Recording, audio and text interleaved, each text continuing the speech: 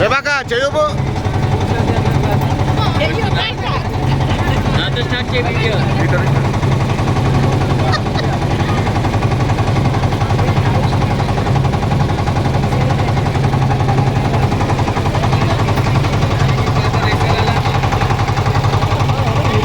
అందరు చేయలు కూడా ఇట్లా తీసుకున్న వీడియోనా చెప్పండి. హాయ్ అండి, నేను మీ పుష్ప సురేష్ శర్మ. ఇప్పుడు మన కాశీలో ఉన్నాం. ఈరోజు మణికంఠనాల్లో స్నానం చేశాం. చూడండి, కాశీ మహానగరం. ఇది ఈశ్వరుడు నిర్మించినటువంటి నగరం. ఈశ్వరుడు యొక్క త్రిశూలం మీద ఉన్న నగరం.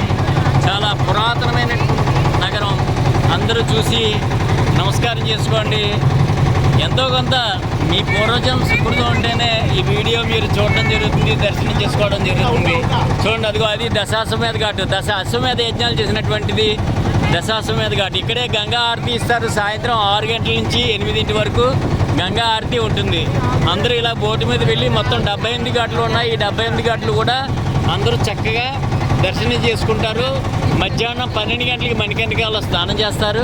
ఆ 12 గంటలకి స్నానం చేసి ఇప్పుడు మేము బోట్లో బయలుదేరి అలా కేదార్ఘాట్కి వెళ్తున్నాం. చూడండి, కాశీ మహానగరం. అబ్బా, ఎంత అందంగా ఉందండి ఈ కాశీకి. ఆనందవనం, ఆనంద కారణం. వరుణ ఆసి అనే 2 నదుల యొక్క సంగమం. ఆ త్రివేణి సంగమం గంగా, యమున, సరస్వతి. ఆ 3 నదులు ఈ వరుణ ఆసి అనే నదుల్లో కలియడం వల్ల దీన్ని కాశీ గంగా, పంచగంగా అన్నారు. చూడండి, ఈ పంచగంగా స్నానం చేస్తే మీరు చేసినటువంటి తెలిసి తెలియచిన పాపాలన్నీ కూడా అగ్నిహోత్రంలో పడిన ప్రతి పొగల పటాపంచలు అయిపోతాయి. ఎంతో అదృష్టం ఉండాలి. కాశీ రావాలంటే కాలభైరవుడు ఆజ్ఞ ఉండాలి.